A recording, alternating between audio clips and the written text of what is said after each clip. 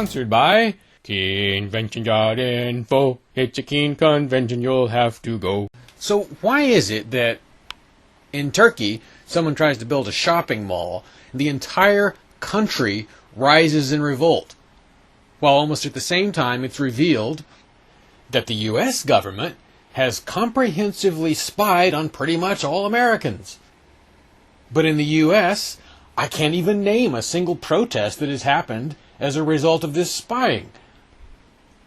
Probably there's been something, but nothing I've heard of. What is it about Americans that makes them willing to put up with so much craziness that foreigners would not put up with from their governments? Have you noticed that some of the presidents of Croatia have, I guess at least one, have been sort of run out on a rail and I think prosecuted? A president of Pakistan is on trial or, under some sort of indictment or something, a former president. I think maybe one of the ones before that was too. When was the last time a U.S. president had to go to jail for anything, or even face indictment, really? The president of Peru had to flee the country, not even one of their worst. And maybe I should say former president. This business about Americans being all liberty-oriented, I think it's bunk. I think Americans are a bunch of pushovers, the people, compared to what you find in a lot of other countries. I think maybe it's because people here aren't hungry. Although, as Yoda once put it, you will be. You will be. Actually, come to think of it, there are not a whole ton of hungry people in Istanbul either, but in any event, the American public reaction is just not what it could be. There were even two, different articles in major, nominally libertarian U.S. publications. Articles implying that the Fed spying program wasn't that big a deal. But I think of it kind of the way that Facebook meme thinks of it. There's this meme going around with a picture of Richard Nixon and a picture of Barack Obama, and with Nixon it says basically, wiretapped one office, gets thrown out. And then Obama wiretaps entire country, still in power. As long as I'm kind of on the subject of Turkey, I would kind of like to pee in the LA Times cornflakes just a little bit. I appreciate that they're bringing attention to the to the protests over there, but they made a comment that I think is indicative of what's wrong with almost all media coverage these days. Here's the quote. Quote, "The last 2 weeks of unrest revealed national fissures and a belief by many that their leader will get his way in the end." Unquote.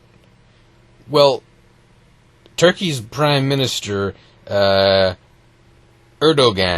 if I'm saying that right, is not their leader. He's not the leader of the protesters. He's the leader of the people who voted for him, maybe, at best. A person who you do not support is not your leader. Barack Obama is not my leader. He's the strong man who rules over the territory I live in.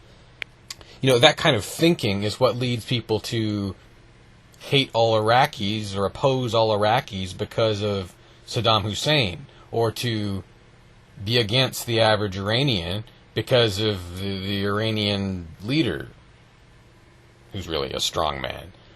Leader is such a deferential term. And look, there you see, I even used it myself. At any rate, however it's described, yet again, it's the rest of the world showing Americans how to do it. This Ridley-O sponsored by Convention.info. It's a keen convention, you'll have to go. Only $50, held near the peak of leaf peeping season in a place that's fascinating even without its natural beauty. The purpose is to focus discussion on New Hampshire freedom activism. November 1st through the 3rd. Convention.info. It's a keen convention, you'll have to go.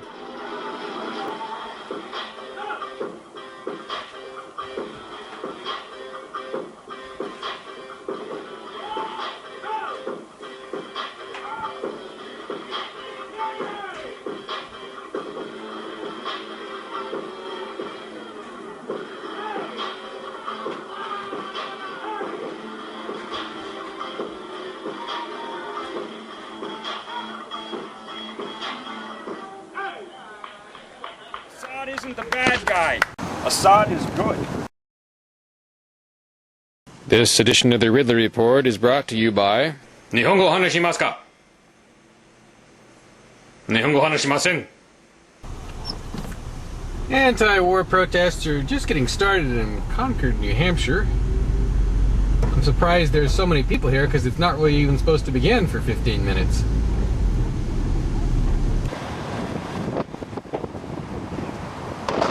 Maybe I should say today's protest at the Concord State House is just getting started.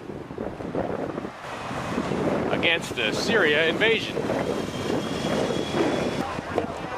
Or bombing, or whatever it ends up being.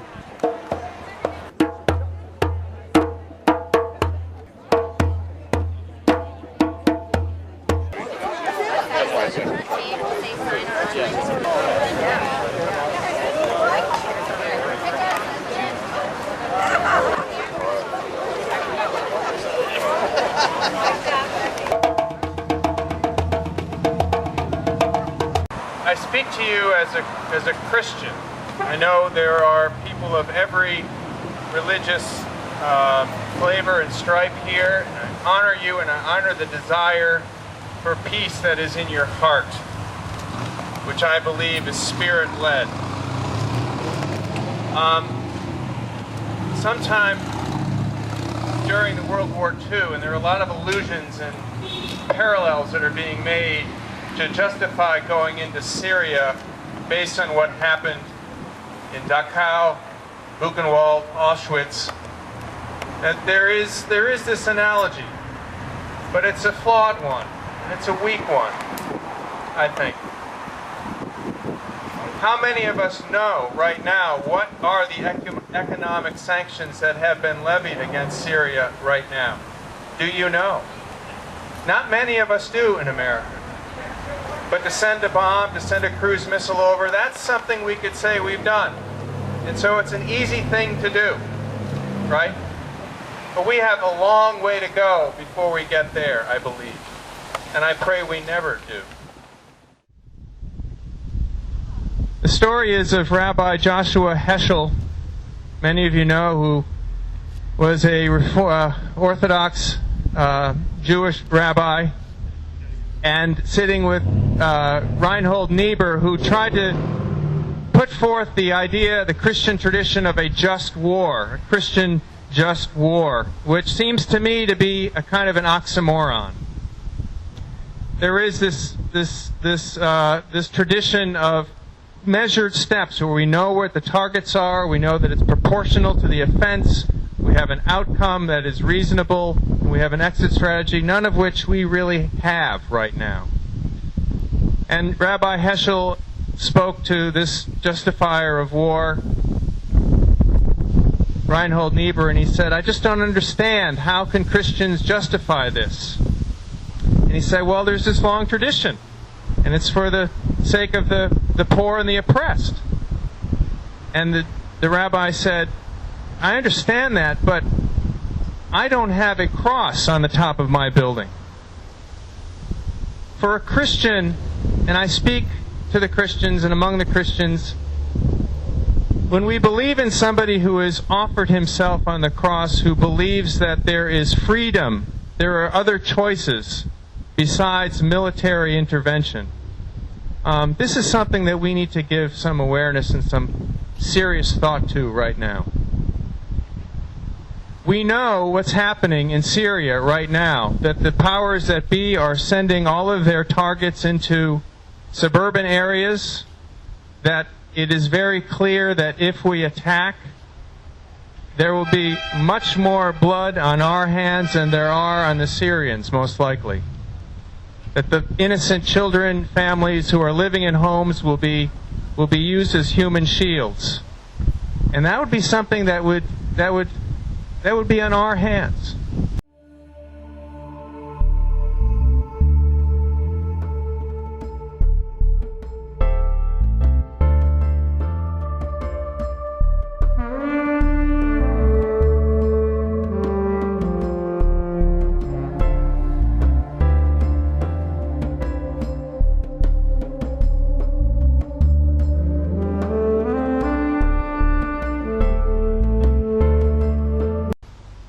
and pray that there may be some intervention which is not military. Call it divine. Thank you.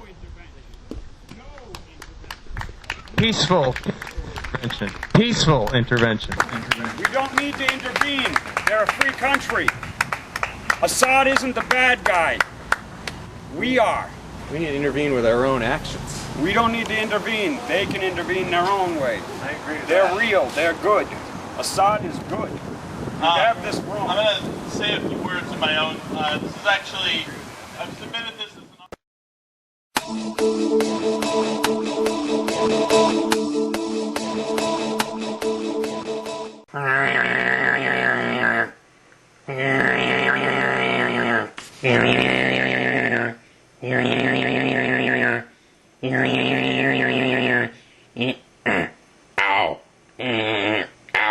There's a face print, there's a fingerprint, there's a whole personality thing. Now there's a machine, I think they have it at Vassar, where they can plug in a number of books, even if they don't know who it is. This machine's got all these syntactical clues and everything, so the machine can say with a fair degree of accuracy who wrote what.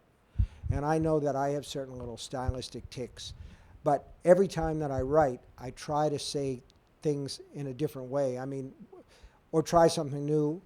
I don't want to dig a rut and furnish it if I can help it. You have to try to challenge yourself a little bit. And the new book, the one that I told you about, is more of a mystery novel than anything else, and it doesn't have any supernatural elements. So it's something different for me, and it's really tough, but that's good. That's good. I don't want to phone it in if I can help it. Let's see. There's a guy back there in brown. Sort of Philip. Yeah, Philip. Philip, I knew that was you, Philip. That's Phil.